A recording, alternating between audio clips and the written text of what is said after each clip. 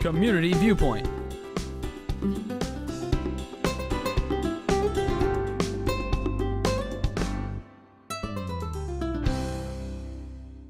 And welcome once again to Community Viewpoint. I'm John Pawlak, your host for this segment. Welcome another hot day in Peru.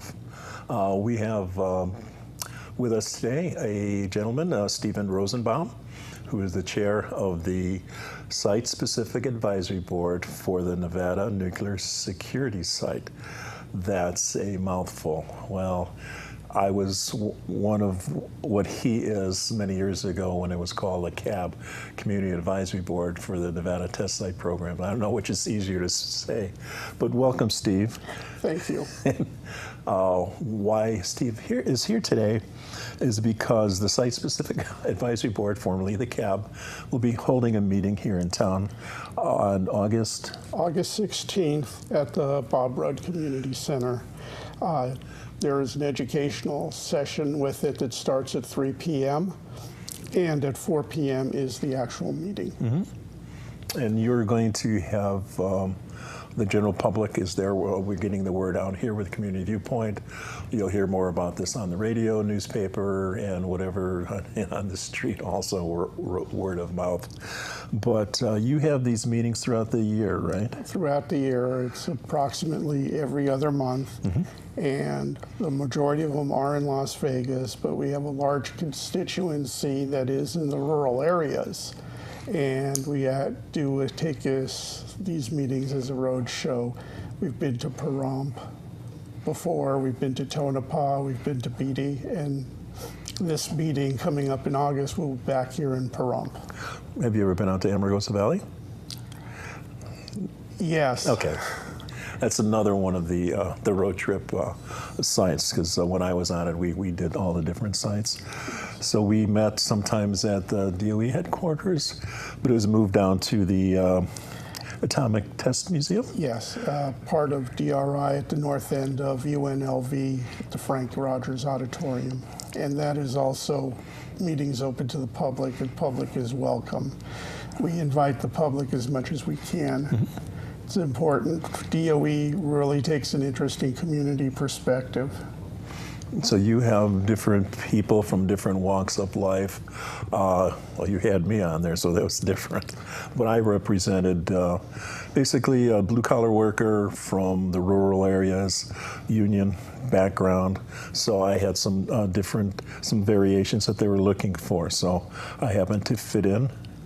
And then, well, plus I was from Pahrump also, so we had other people from the rural areas, and they look for different perspectives to balance it out, so to speak. That is correct. We have a very diverse population on the board. We have 20 members. They are different levels of education, different lifestyles, work styles. We have engineers, we have students, we have retirees, we have general business sorts. My background in the past was public safety before I retired. Okay. So it's a very diverse population in the group, and there's all sorts of different perspectives coming back and forth that gets balanced out, and it's what Department of Energy is looking for. Mm-hmm. Interesting on a side note, these advisory boards were actually one of the few advisory boards required in the DOE's charter.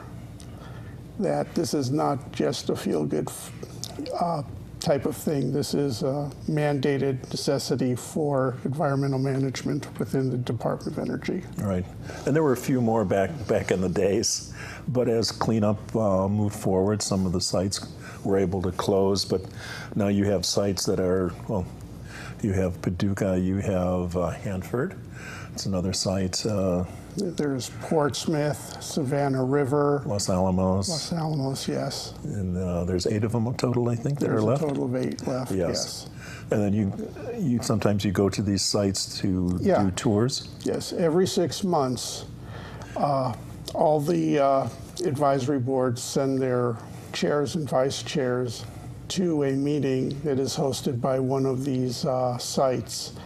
And what is done at those meetings are is we talk about perspectives and things that are particular to our sites, but what also crosses over in a national perspective, so the DOE can see where things are happening. For example, at our last meeting in Paducah, which was in March, one of the main things that was happening there is that with the aging of the retirement, there is a concern across all the boards that, lack of a better term, a brain drain. Oh. That you have people retiring who has a knowledge base where new people coming up don't have it, and there's an active push to do a knowledge transfer so that the boards, the sites, everybody else is not reinventing the wheel. Mm-hmm. So those are the kind of topics that really come up that are on the national vein, as well as in the local vein. One of the things that we brought up besides brain drain is that the maintenance and operations contract for Nevada has been awarded to a different company. It's called MSTS now. So NS Tech is transitioning out. Well, that's true, yes. And it's a 120-day transfer. Where our concern is within this transfer that procedures, policies, things that are established do get adequately passed on, and that there is nothing falls through the cracks to possibly create an incident. Mm-hmm. So these are the types of things that we look at, in addition to we have work products where the Department of Energy tells us these are our plans for the years. We talk about budget. We talk about what they do with the underground testing, which is no longer there, but there still is the legacy waste and how to clean it up. Groundwater, which is very important to all of us. The transfer of radionuclide through the underground aquifers. There's wells on top of wells on top of wells, and unless you know where to look, either on the website or ask one of these good people or from the people from the DOE, you wouldn't realize how many eyes are on the transfer of any radionuclide in case for our own goodwill. Well, in addition to that, too, there is a low-level waste area there that does accept only governmental wastes from the other side. That is not everybody is shipping their waste to Nevada. It's a very small percentage, and the waste site there also takes care of what goes on with the current missions at the site as well.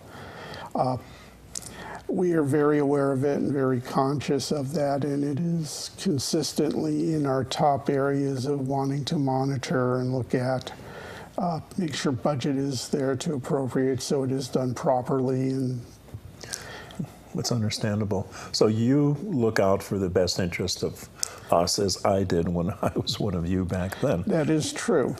As a board, the community perspective is our charter, and we do provide this to the DOE. We are out in the public actively seeking opinions from people and talking up what the board is.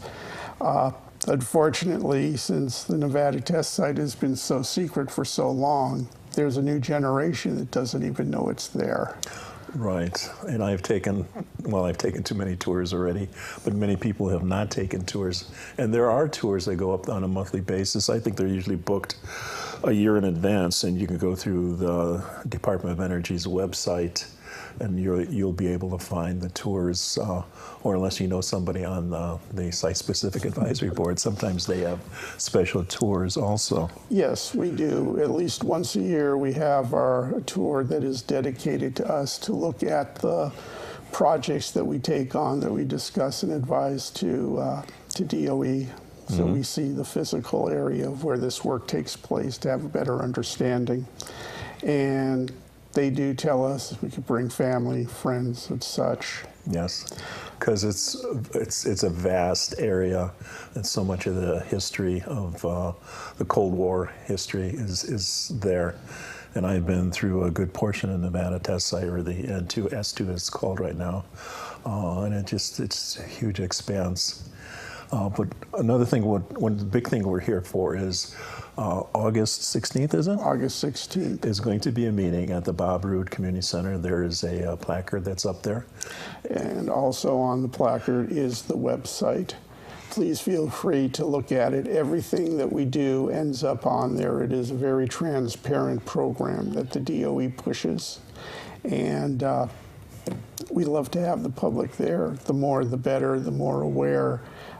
Public, again, was saying earlier, as a secret site for so long, not very many people know about it.